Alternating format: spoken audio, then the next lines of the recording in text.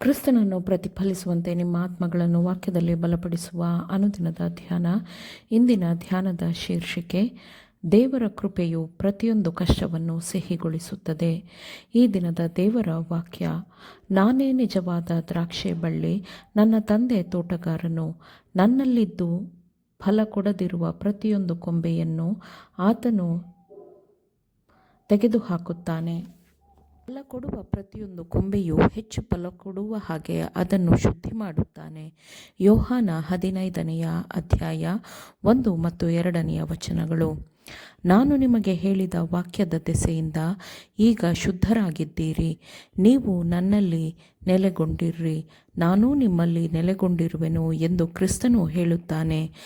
ತಾಯಿ ಕಾಂಡವನ್ನು ಪೋಷಿಸುವ ಅದೇ ಜೀವರಸ ಮತ್ತು ಪೋಷಕಾಂಶಗಳು ಬಳ್ಳಿಯಲ್ಲಿ ನೆಲೆಗೊಂಡಿರುವ ಎಲ್ಲ ಕೊಂಬೆಗಳನ್ನು ಪೋಷಿಸುತ್ತದೆ.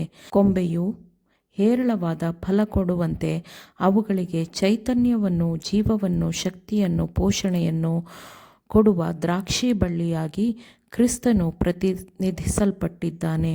ಮತ್ತು ದುಃಖ ಮತ್ತು ನಿರಾಶೆಯು ಎದುರಾದಾಗ ನೀವು ಲೋಕಕ್ಕಿಂತ ಸಂಪೂರ್ಣವಾಗಿ ಭಿನ್ನವಾಗಿರುವ ಫಲವನ್ನು ತೋರಿಸಬೇಕು.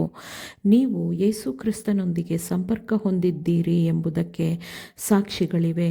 ನಿಮ್ಮ ಎಲ್ಲ ದುಃಖಗಳು ಮತ್ತು ನಿರಾಶೆಗಳು ಮತ್ತು ಶೋಧನೆಗಳಲ್ಲಿ ನಿಮ್ಮನ್ನು ಕಾಯುವ ಒಂದು ಬಲವಿದೆ, ಮತ್ತು ಇದೇ ಬಲವು, ಇದೇ ಕೃಪೆಯು ಪ್ರತಿಯೊಂದು ದುಃಖವನ್ನು ಸಿಹಿಗೊಳಿಸುತ್ತದೆ.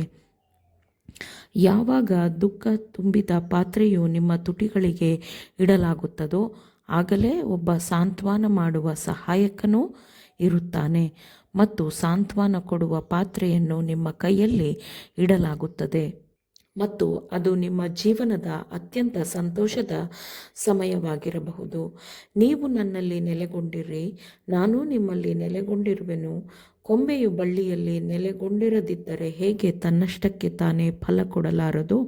ಹಾಗೆಯೇ ನೀವು ನನ್ನಲ್ಲಿ ನೆಲೆಗೊಂಡಿರದಿದ್ದರೆ ಫಲ ಕೊಡಲಾರಿರಿ ಎಂದು ಕ್ರಿಸ್ತನು ಹೇಳಿದ್ದಾನೆ. ಪ್ರತಿಯೊಬ್ಬ ಆತ್ಮಕ್ಕೂ ಸತ್ಯದ ಅತ್ಯಂತ ಅಮೂಲ್ಯವಾದ ರತ್ನಗಳು ಇಲ್ಲಿವೆ. ಸತ್ಯವೇದದಲ್ಲಿರುವ ಏಕೈಕ ಆಯ್ಕೆಯೂ ಇಲ್ಲಿದೆ, ಮತ್ತು ನೀವು ನಂಬಿಗಸ್ತರಾಗುವ ಮೂಲಕ ನೀವು ಕ್ರಿಸ್ತನಿಂದ ಆಯ್ಕೆಗೊಂಡವರಾಗಿದ್ದೀರಿ ಎಂದು ಸಾಬೀತುಪಡಿಸಬಹುದು. ಬಳ್ಳಿಯ ಕೊಂಬೆಗಳ ಸಂಪೂರ್ಣವಾದ ಶಕ್ತಿ ಮತ್ತು ಪರಿಪೂರ್ಣವಾಗಿ ಫಲ ನೀಡುವ ಗುಣವು ತಾಯಿ ಬಳ್ಳಿಯ ಕಾಂಡದಲ್ಲಿರುತ್ತದೆ. ಹಾಗಿದ್ದರೆ ಅವರು ಕ್ರಿಸ್ತನಲ್ಲಿ ನೆಲೆಯಾಗಿದ್ದು ಕ್ರಿಸ್ತನಿಂದ ಪೋಷಣೆಯನ್ನು ಪಡೆದುಕೊಳ್ಳಲಿ. ಹಾಗಾದಾಗ ನಾವು ಏನನ್ನು ನೋಡುತ್ತೇವೆ? ನಾವು ಬೇರೆಯದನ್ನು ನೋಡುತ್ತೇವೆ. ಲೋಕವು ಬೇರೆ ಏನನ್ನೋ ನೋಡುತ್ತದೆ.